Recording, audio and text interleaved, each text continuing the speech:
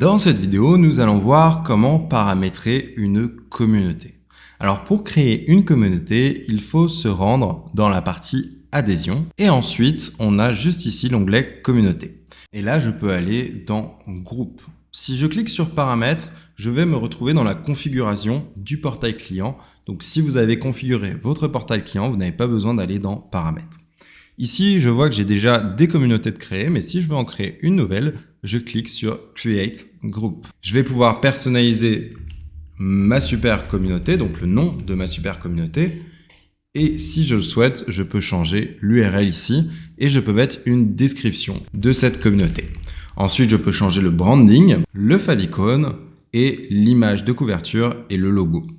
Je vais ici ne rien changer et je vais cliquer sur Create Group. Automatiquement, cela ouvre un nouvel onglet avec un preview de cette communauté. Et je vois ici la photo de couverture par défaut, puisque je n'en ai pas mis. Je vois le logo par défaut, puisque je n'en ai pas mis. Je vois le titre de ma communauté et ici la description.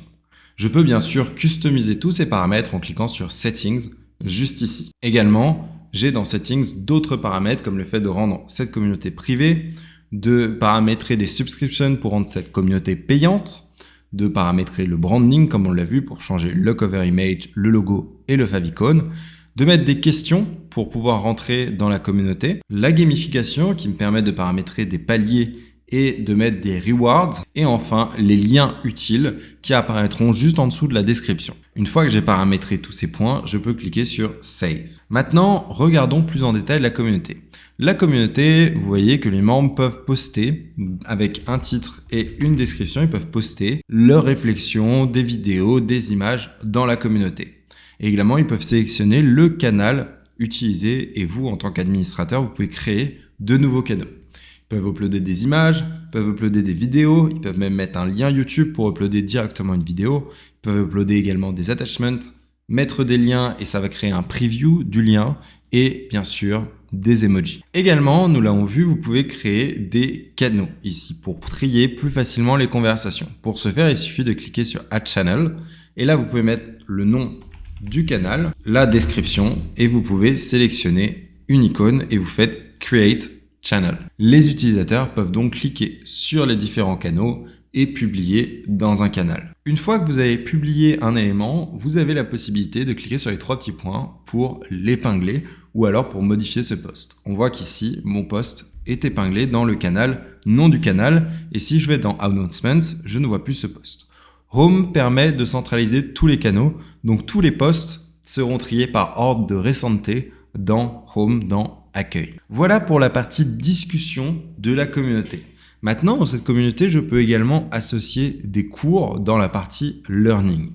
Bien sûr, les cours auxquels ont accès les membres apparaissent dans Courses, juste ici, mais vous pouvez aussi les faire apparaître dans la communauté, ce qui donne plus de facilité pour les utilisateurs. Pour ajouter un cours, vous cliquez sur Add Course et ici, vous sélectionnez votre cours et vous réglez les différents paramètres. Donc, est-ce que vous voulez le rendre gratuit, payant récurrent, payant en une fois? Vous pouvez paramétrer vraiment tous ces paramètres-là, même la monnaie, le billing period, etc. Donc, par exemple, ici, je mets 100 $. Je veux que ça soit en euros. Je veux que ça soit récurrent avec 10 jours d'essai et que la facturation se fasse tous les ans. Bien sûr, si vous ajoutez un cours de manière payante et qu'un utilisateur avait déjà accès à une offre qui contient ce cours, il aura accès depuis la communauté à ce cours gratuitement puisqu'il a déjà payé pour cette formation. Donc vous pouvez ajouter votre cours, le mettre en payant et les utilisateurs qui ont déjà accès à l'offre verront ce cours et pourront y accéder, tandis que ceux qui n'ont pas accès à l'offre, donc qui n'ont pas acheté cette formation, pourront l'acheter d'après ces paramètres. Les deux autres onglets de l'espace communauté sont l'onglet membres pour voir tous les membres de la communauté et l'onglet leaderboard pour voir la fameuse gamification avec les tableaux des utilisateurs les plus actifs sur les 7 jours, 30 jours et depuis la nuit des temps. Et voilà, vous savez désormais comment paramétrer une communauté et comment la personnaliser.